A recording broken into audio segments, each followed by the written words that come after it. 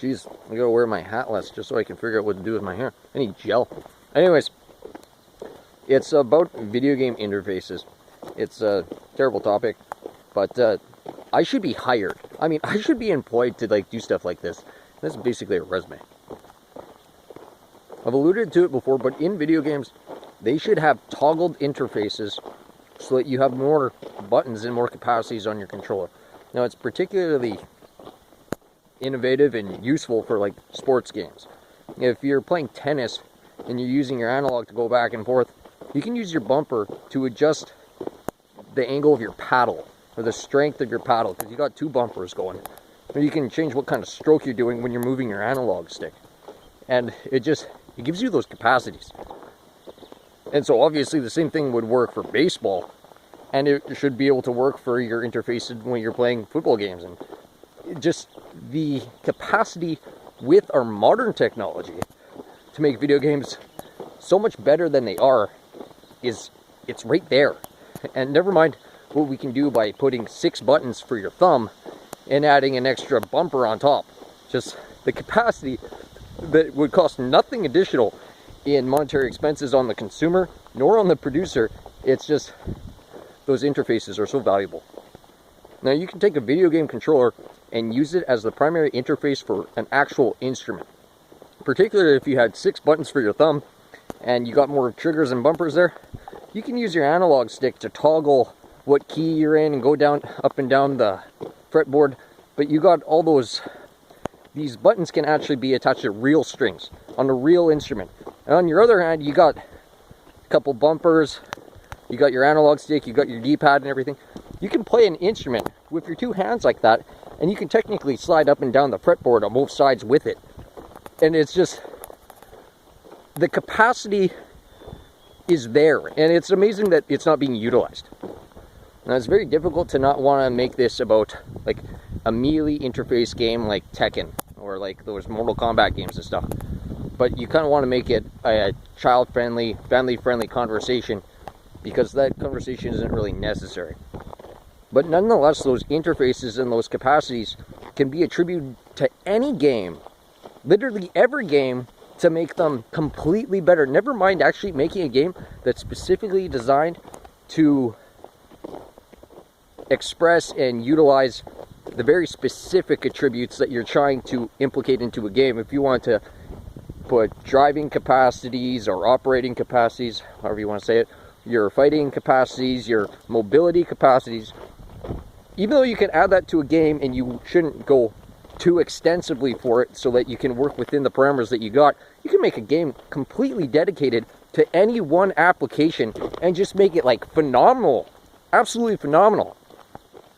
The mental stress necessary to do that coding and to do that design is non-existent. It's not stressful in any way. It's incredibly simple.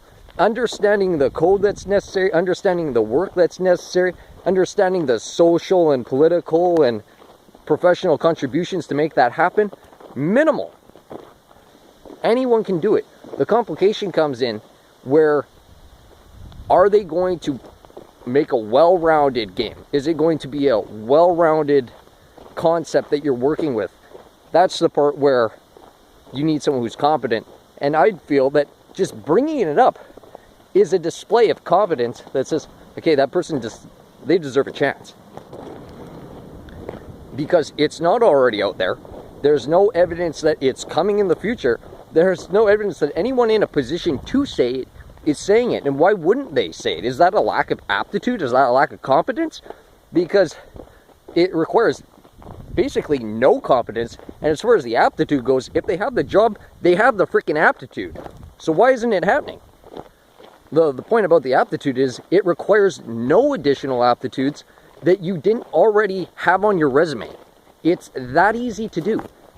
And it's so relevant to social engineering of reasonable standards and our capacity to have superior superior applications. I'm using like a computer term. Give me a sec.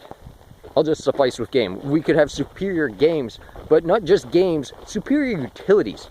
Like, it's just, the whole world's so easy to go around. Like, I like the Halo storyline.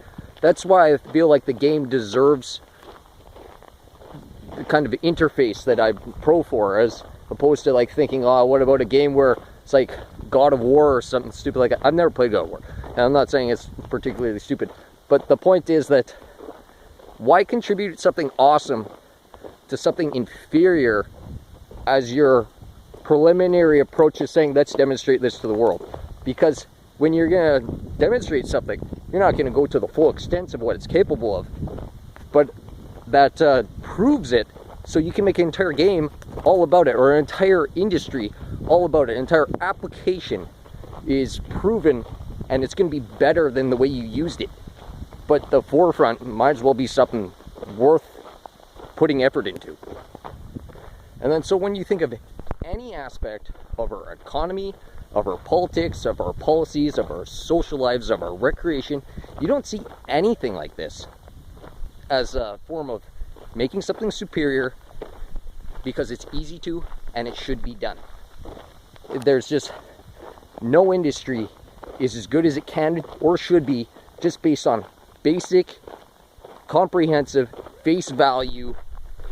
Just the face value and approach to anything is anything can be easily improved, and no one's improving anything.